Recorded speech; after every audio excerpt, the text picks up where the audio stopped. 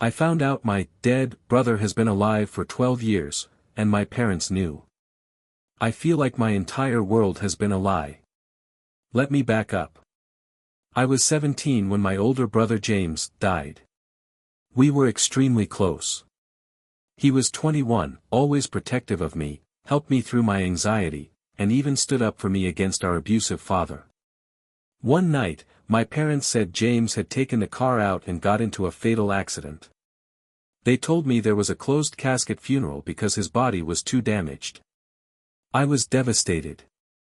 For years, I blamed myself because we had a small fight the night before. I spiraled into depression, dropped out of college, and never fully recovered emotionally. Fast forward to 2 weeks ago. I got a Facebook friend suggestion for a man named Jim Halverson, who looked exactly like James, just older. I thought I was hallucinating. The name didn't match, but I clicked the profile.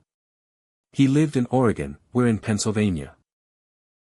Had a wife and 2 kids, and when I zoomed in on a picture, he was wearing a bracelet I made for James when I was 13.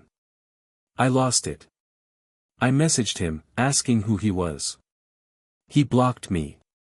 I confronted my parents the next day. My mom broke down crying immediately.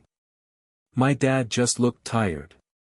They finally admitted the truth, James didn't die. He ran away. He was in some kind of serious trouble, they wouldn't say what, and they staged the accident with a friend's help so he could disappear without law enforcement chasing him. They said it was to protect the family. And here's the part that shattered me, they thought I was too emotional to handle the truth. So they let me grieve a fake death for 12 years. Let me go to therapy. Let me break down over and over again thinking I had lost the one person who ever truly understood me. I feel like I'm living in a movie.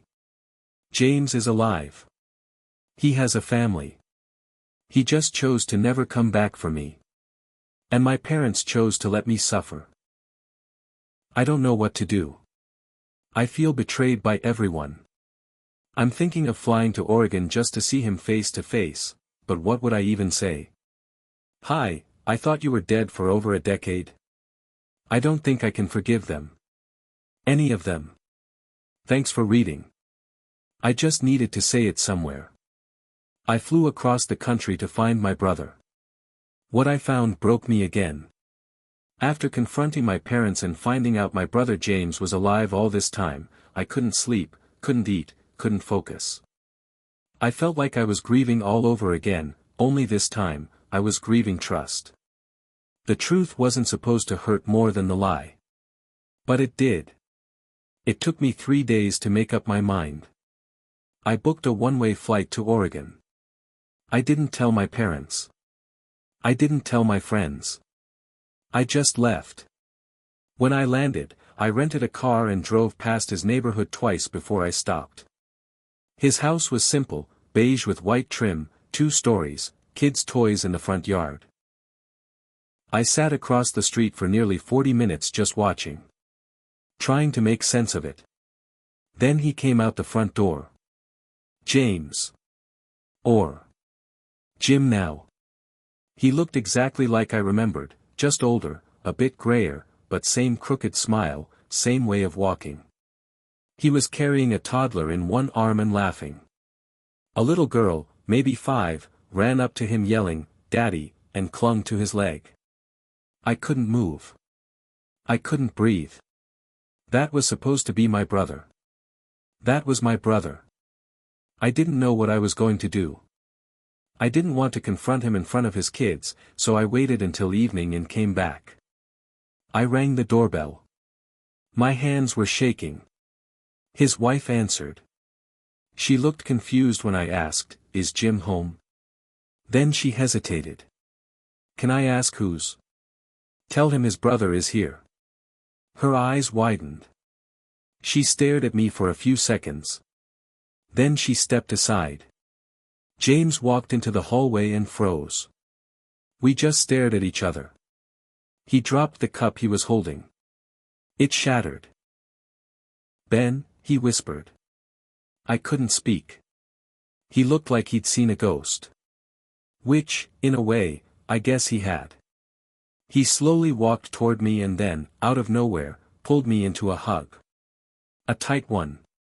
My brain screamed to push him off, to scream, to punch him. But my body froze.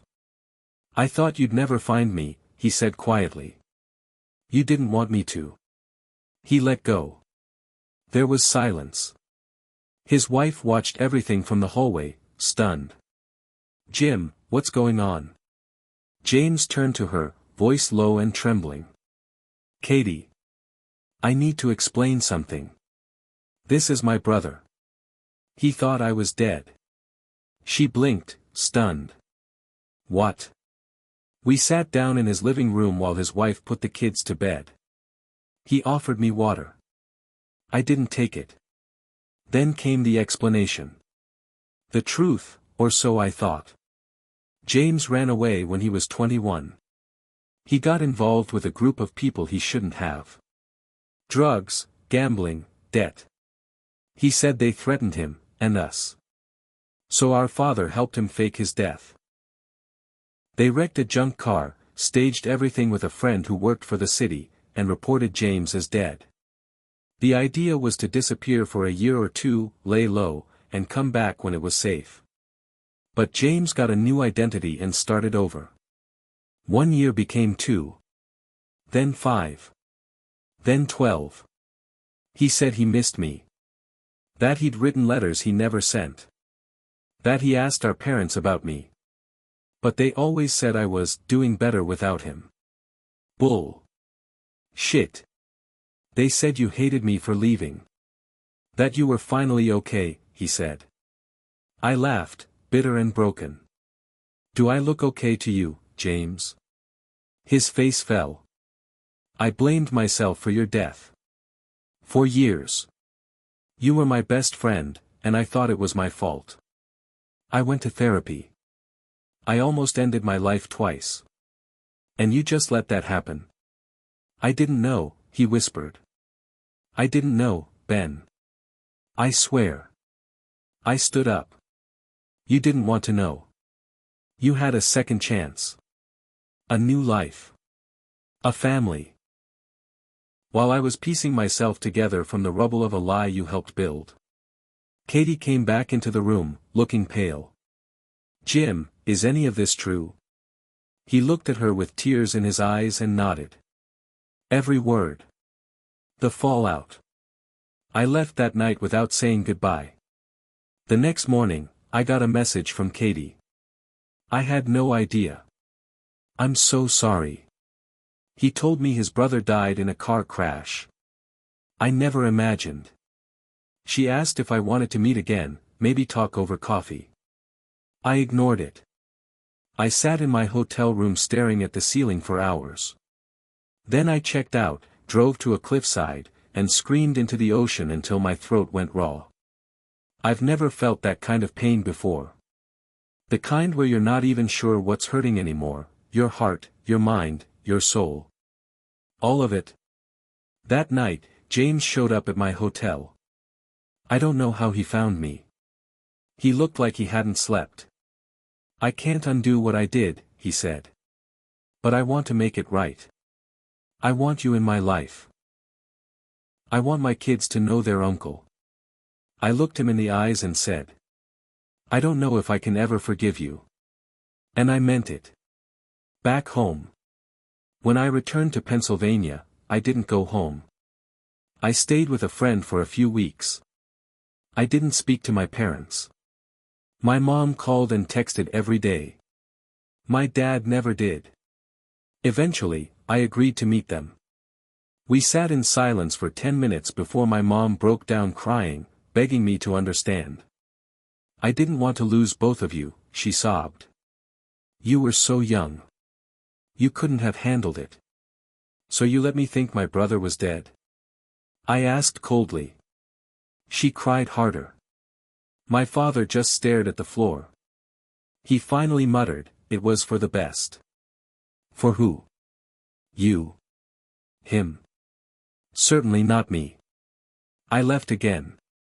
And this time, I didn't look back. 1 year later. It's been almost a year since I found out James is alive. We've talked, barely. He sends photos of his kids sometimes. His daughter drew a picture of Uncle Ben after he told her the truth. It broke me. I still don't talk to my parents much. I see my mom maybe once every couple months. My dad and I haven't spoken since that meeting. I started therapy again. Real therapy. Trauma therapy. I had to mourn the relationship I thought I had with my family. I had to let go of the version of James the first held in my heart for 12 years. That James died the day he left me behind. The man who exists now. I don't know who he is yet. But maybe one day, I'll try to find out. Final thoughts. People think betrayal is about anger. But it's not. It's grief. It's the mourning of the trust you gave to people who didn't deserve it. I lost my brother. Then I found him. And I lost him all over again. But maybe, someday, we'll rebuild something honest. Even if it's only from the ashes. My father threatened to cut me out of the will, so I dug into his past and uncovered something darker than I ever expected. I thought the worst was behind me. After learning James was alive, and that my parents had lied to me for over a decade, I entered what I thought would be the healing phase. I was in therapy, slowly talking with James again, even trying to rebuild a relationship with his kids, whom I'd never met before. But that illusion of recovery shattered when I got a voicemail from my dad. You can keep punishing us for the past, but just so you know, if you keep digging, I'll make sure you don't see a dime from this family. Don't bite the hand that feeds you. I hadn't even spoken to him in 9 months. That was his first contact. It rattled me. Because I wasn't digging. Not consciously. But his message lit a fire in me. Why was he suddenly threatening me? What else was he hiding? I went looking for the truth. I started with my brother. I called James and asked him straight up. When you disappeared, what kind of people were you involved with? Did Dad make you disappear? Or did you run and he just helped? There was a long silence. Then James whispered, I'm not supposed to talk about that. Wrong answer. I kept pressing. Finally, he admitted that my dad wasn't just helping, he was controlling the whole plan. The fake accident, the new identity, even the fake death paperwork, my dad had pulled strings to make it work. He'd used favors from a friend in law enforcement, and even paid off a funeral home director to stage the cremation. That's not something a normal father does, I said. James sounded defeated. I thought he was protecting me. Now. I don't know. It got worse. The safety deposit box. I remembered something odd from when I was a teenager. Once, when I was 16, I went with my dad to the bank and saw him open a safety deposit box. Inside were 2 fake passports, stacks of cash, and a gun. When I asked about it, he told me, every man needs a backup plan. Back then I thought he was being dramatic. Now I wasn't so sure. So I contacted the bank pretending to be my dad. I had enough of his personal info, I used to help with online bills, to bluff my way through security questions. They wouldn't tell me much, but they did confirm the box still existed, and had been accessed recently. I hired a private investigator. I didn't tell James or my mom. I needed to know what my dad was hiding. 3 weeks later, the PI came back with more than I expected. The real story. Turns out my dad had a criminal record from the 80s, before I was born. He had been arrested under a different name for money laundering and racketeering. Charges were dropped, but there were whispers he turned on his old associates. Even worse, he was loosely connected to a group that operated in the Northeast in the early 2000s. Illegal gambling, underground loans, threats of violence, stuff that James had gotten tangled up in when he was 20. It suddenly made sense why James vanished. He hadn't just been protecting us. He'd been protecting Dad. Because my father had gotten him into that world in the first place. The breaking point. I confronted my mom first. She broke down instantly. He made me promise never to tell you. He said you weren't strong enough to handle it. That you'd ruin everything if you knew. He used us, I said. He's still using us. I sent the files from the investigator to James. He called me that night in full panic. I didn't know, he said. I swear. I thought Dad was just connected. I didn't know he was part of it. He had 2 kids now. A business. A wife. This could destroy everything for him. I asked him the one question I'd been afraid to ask. If Dad hadn't pulled the strings, would you have stayed and faced the consequences back then? He didn't answer. My father's final lie. I drove to my parents' house the next day. Dad was in the backyard, mowing the lawn like nothing had happened. I walked straight up to him and tossed the folder onto the porch. Want to tell me about this? He didn't even flinch. Just shut the mower off and stared at me. I did what I had to do to protect this family. No. You protected yourself. You dragged James into your world, then made him disappear to cover your ass. He shrugged. You wouldn't understand. I understand perfectly. I understand you made me believe my brother was dead so your reputation wouldn't be ruined. I understand you watched me fall apart and let it happen. I understand you've been lying your entire life. He stepped closer. Don't push this, Ben. You have no idea who you're messing with. And that's when I saw it. Not fear. Not regret. Just control. He wasn't sorry. He never had been. I cut him off. That was the last time I spoke to my father. I went no contact. Full stop. I helped James untangle some legal loose ends, nothing criminal, thankfully, but enough to make sure his new life wouldn't be tied to our father's past. I even helped him and Katie move to another town, a fresh start again, but this time one I knew about. My mom quietly apologized in her own way. She didn't fight me. She didn't defend him. She just cried and told me, you deserved better. I'm so sorry I couldn't give that to you. I've spent the last 6 months rebuilding. My relationship with James is slow, careful. He knows he'll never be my hero again, but maybe he can be my brother. His daughter now calls me Uncle Ben without hesitation. She drew me in her family portrait last month. I cried in my car for 20 minutes after. The ending I didn't expect.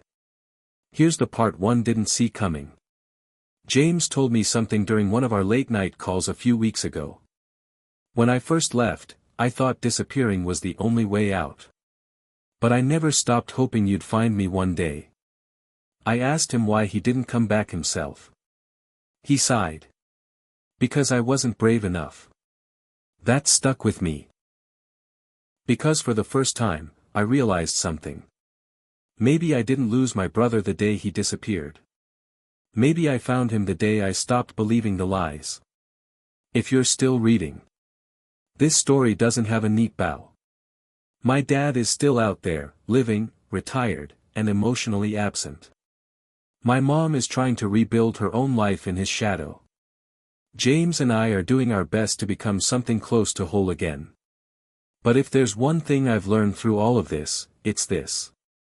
Sometimes the people who are supposed to protect you are the ones you need protection from. And sometimes, the truth hurts more than the lie. But it's still better to know. Thanks for listening. The letter my father left behind. 3 weeks after I went no contact with my father, I got a call from my mom. He's gone, she said quietly. Heart attack. It was sudden. I didn't know how to react. I didn't feel sad. Just, empty. A few days later, a letter arrived in the mail. No return address. Just my name in my father's handwriting. Inside was a single page. Ben. If you're reading this, it means I'm dead. I know you hate me. I don't blame you. I made choices you'll never understand, but they were mine to make. Your brother was never supposed to suffer. Neither were you. I failed you both. Inside the deposit box is everything, the truth, the names, the answers. It's yours now. Do with it what you will. Dad**. I haven't opened the box yet. I don't know if I want to. But I will. Because if there's one thing I've learned in all this, it's that the past never stays buried. And I'm done being afraid of it. What I found in the box changed everything. It took me 5 days to open it. The bank manager led me to the back. Cold, quiet corridor. Private room. Inside, a plain metal box. Unassuming. Silent. Heavy. I opened it slowly.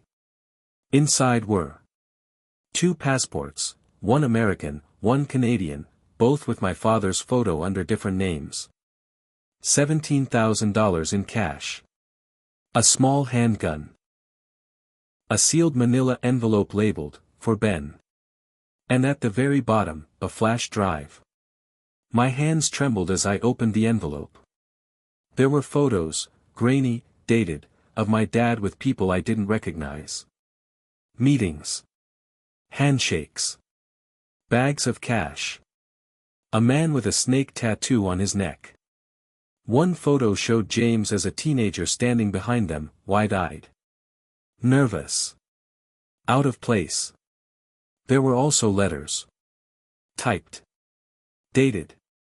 One of them was from a man named ML, threatening to collect what's owed or deal with the boy. That boy was James. Another was a signed deal, dated just 2 weeks before James's accident, outlining how my father agreed to cover a $220,000 debt in exchange for removing James from visibility permanently. He didn't protect James. He sold him. I stared at the flash drive. Took it home. Plugged it in. It was filled with audio recordings. Conversations. My dad threatening people. One recording had him saying, "If either of them ever finds out, it all goes to hell. If Ben even sniffs around this stuff, I'll bury it, and him, so deep no one will remember his name." That was the moment everything turned. I sat in silence for hours. Then I called James. "I have something to show you," I said. His voice cracked. "What is it?" "Our father."